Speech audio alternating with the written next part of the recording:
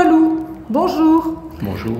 Donc on essaye de continuer, mais c'est très très riche. Il y a beaucoup de choses dans votre ouvrage. Moi j'essaye de garder un cap. J'ai un crayon et du papier. Reprocher des choses à ces messieurs, parce que la dame a changé.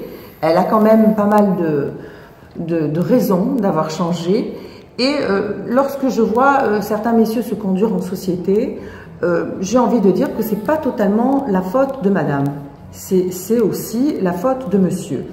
Alors, vous avez cerné l'amour infaillible, l'amour, la femme absolue, c'est celle qui vous aime avec une liberté inconditionnelle. Mais vous n'êtes pas un peu en train de refaire le couple, Gilles? Un couple, pour les psychologues, c'est un projet commun. Et quand ce projet est terminé, le couple se termine, ce sont les psychologues qui parlent, pas moi. Les projets sont différents, en fait, entre l'homme et la femme. La femme a un absolu d'enfant, ne serait-ce que par sa programmation biologique, que l'homme n'a pas, bien sûr. Peut-être aujourd'hui par une nécessité de compenser des déficits affectifs ou existentiels créés par notre quotidien, notre vie sociale. Bon, ça, nous l'avons déjà dit, Gilles. Le projet de l'homme, oui, lui, c'est la femme. L'absolu de l'homme, c'est la femme, c'est pas du tout l'enfant. L'homme a un projet, c'est de faire une famille avec une femme, bien sûr, avec un enfant, une maison. Bon. Ces projets se rejoignent au niveau de l'enfant. Il faut que ce couple se réunisse pour faire un enfant. Malheureusement, dans 70% des cas, on le voit dans les écoles, il y a une explosion exponentielle d'enfants monoparentaux aujourd'hui, vers l'âge de 6 ou 7 ans. Ça veut dire que 2/3 des couples se sont cassés en quelques années. Que se passe-t-il? L'homme ne reconnaît plus en la femme l'idée qui se faisait de son projet affectif, amoureux et familial. La garante de l'amour, vous l'appelez, la femme. C'est ce que j'ai lu. La femme est mystique pour l'homme. La femme est celle que l'on voit dans Dieu vous aime. C'est Marie-Madeleine, qui est censée avoir été la compagne de Jésus. C'est une femme qui, au départ, est une femme bannie par les siens, car très riche, juive, et n'ayant pas la vie des juifs de l'époque, mais elle était respectée car elle avait l'argent et le pouvoir. Elle ne dégageait pas une image d'amour de sa vie, de sa personne. Et au contact du héros de l'époque, Jésus, elle se transforme totalement, elle était prise, elle va vivre dans l'aura de Jésus, tout lui apporter et surtout lui permettre de prêcher les idées qu'il voulait répandre. Et il est certain que Jésus, si Marie-Madeleine a existé, très probablement, a pu aller au bout de ses idées grâce à l'existence de cette femme. Voilà le rôle de la femme. C'est de pousser l'homme à l'extrémité de ses rêves. La femme doit faire rêver un homme et la femme a du mal à comprendre ce besoin masculin. Donc en fait, la femme, c'est le côté émotionnel, c'est l'hémisphère droit, et puis l'homme, c'est plutôt le disque dur, c'est l'hémisphère gauche. Ça serait un petit peu ça, le couple idéal, s'il y avait une dominance de cerveau dans chaque... qu'elle soit reconnue. Ça serait ça la différence, ça serait une osmose, parce que je ne vois pas comment on peut rêver avec le cerveau gauche. L'homme vit dans les nuages, la femme vit sur terre. Ah, alors là, on tombe dans... C'est le contraire, là. Si c'est la femme qui a les pieds sur terre, c'est elle le cerveau gauche. Absolument. Ah ben en plus, alors on doit vous faire rêver avec votre cerveau gauche. Vous nous demandez beaucoup quand même. Effectivement, vous êtes l'objet de nos rêves grâce à ce mysticisme. Nous pouvons aller au bout de nous-mêmes, avoir les idées les plus folles, mais qui va les réaliser en fait? c'est vous, et vous l'avez toujours fait. Moi, je connais des hommes qui font rêver des femmes. Peut-être, mais en tous les cas, je peux vous dire qu'il n'y a jamais eu de... Et nous, on aime les hommes qui nous font rêver aussi. Il n'y a jamais eu de grands hommes sans des femmes très fortes à leur côté. Ah, ça c'est vrai. Aujourd'hui, l'homme ne trouve plus cette femme à ses côtés, la plupart du temps, malheureusement. À mon époque, bon, je vais avoir 60 ans là ce mois-ci. Hein. Ah bon? Merci pour ce ah bon. Sincèrement, la femme, elle était protégée, elle restait dans la puissance du mari, elle contribuait à son ambition, à le soutenir, etc. Moi, je trouvais ça mais génial. Et pourtant, on en avait du boulot. Hein.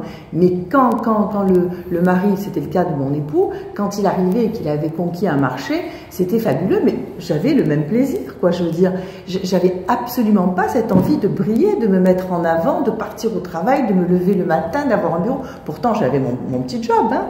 Mais j'étais fonctionnaire dans le sport. Donc, je veux dire, d'où est venue cette envie des femmes, hein, que quand même, même si vous mettez des couleurs sur leur phare et vous parlez des articles de luxe, etc., et que c'est quand même très coloré, c'est quand même très très sympa de lire, quand même on s'en prend plein la tête, hein. Non, c'est pas du tout de votre faute, c'est que vous avez plus changé que l'homme n'a changé. On n'est pas là pour être scotché non plus. Je vous le rappelle, la pilule vous a permis d'avoir vos enfants quand vous le vouliez. Imaginez la femme au XIXe siècle, une femme sur 10 mourait d'accouchement, une femme sur 10 mourait d'avortement. La pilule a tout changé dans la façon de vivre de la femme. L'avortement lui a permis d'avoir les enfants qu'elle voulait, et la fécondation in vitro lui permet aujourd'hui d'avoir les enfants en fonction de sa vie sociale, quand son directeur général, son patron, lui permettra d'être enceinte. C'est ce qui se passe aujourd'hui aux États-Unis, dans de grandes boîtes comme Facebook ou Apple. Donc elle a une vie sociale complètement bouleversée par cette maîtrise de la naissance. Elle a beaucoup plus de temps aujourd'hui pour sa vie personnelle, alors qu'avant elle était scotchée, comme vous dites, par l'éducation de ses enfants. Aujourd'hui, une femme qui est seule, avec un enfant, peut arriver à avoir 1 200 € d'aide sociale par mois, et peut-être même lui éviter de travailler. Ce qui n'est pas le cas, par exemple, au Japon, où 2% simplement des enfants sont hors mariage, et les femmes n'ont aucune aide sociale pour élever ces enfants. Sachez que en France, il y a 58% d'enfants qui sont hors mariage. Et enfin, la femme a acquis des droits sociaux qu'elle n'avait pas avant. Et avant, elle était obligée de jouer la carte du couple et de son mari pour ses revenus et pour avoir une position sociale équilibrée.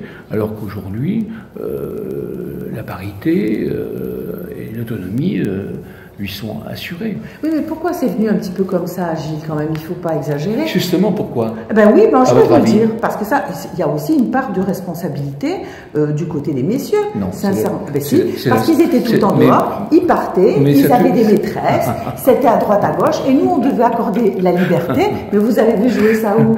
Et nous, on restait à la maison. Alors donc, à un moment donné, on a eu envie de se réveiller, de se relouquer. Vous pensez donc que la vie sexuelle des hommes n'a que 50 ans? Non, mais si vous voulez, bon, avant, regardez, au temps de Louis XIV, il y avait la favorite, il y avait des maîtresses, c'était accepté. Où est-ce qu'il y a eu quand est-ce que ça a basculé? Enfin, moi, personnellement, je m'occupe de couples, puisqu'ils sont censés faire des enfants. J'ai toujours vu un homme plus une femme. J'ai jamais vu un homme tout seul.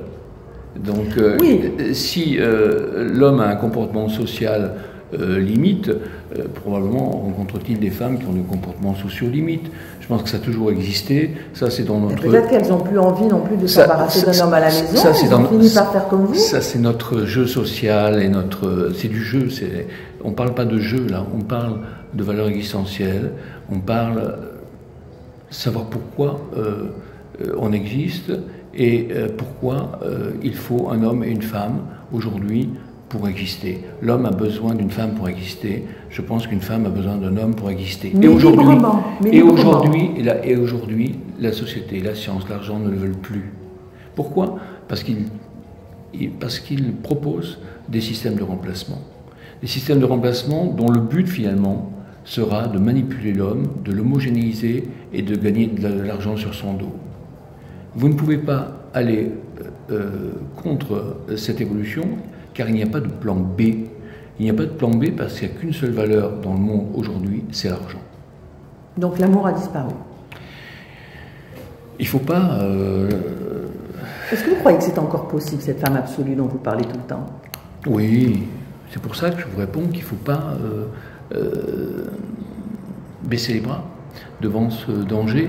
C'est pas parce que la société veut faire de nous des quasi-automates avec branchés sur une mémoire illimitée et une intelligence artificielle très supérieure à nos cerveaux, comme nous le serons dans 20 ou 30 ans, avec des implants d'intelligence artificielle.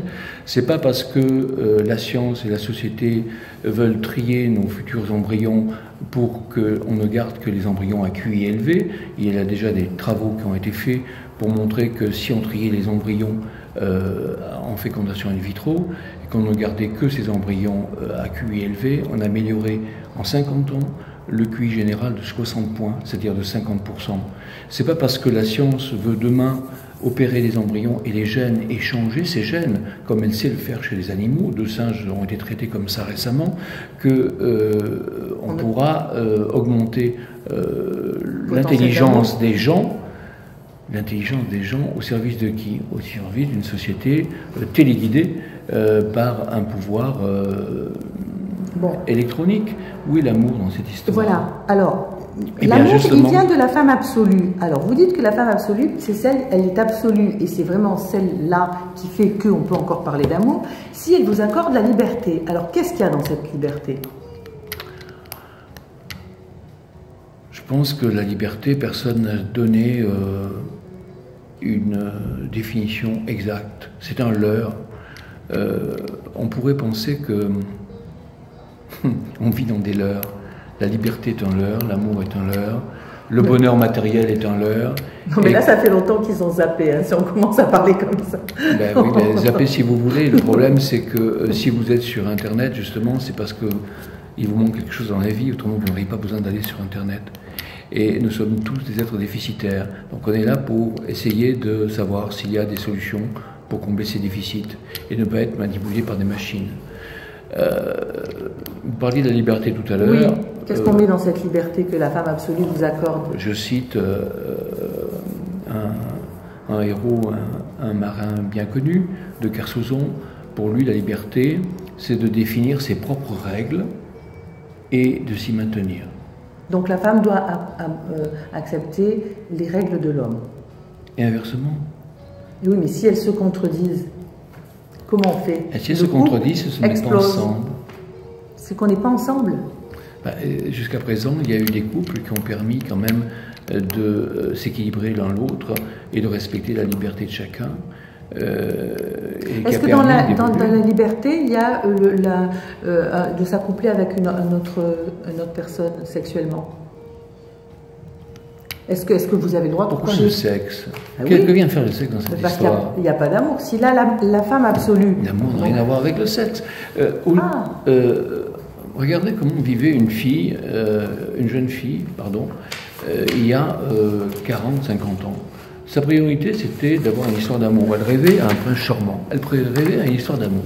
Elle rêvait pas à une carrière sociale. Elle rêvait pas au sexe non plus.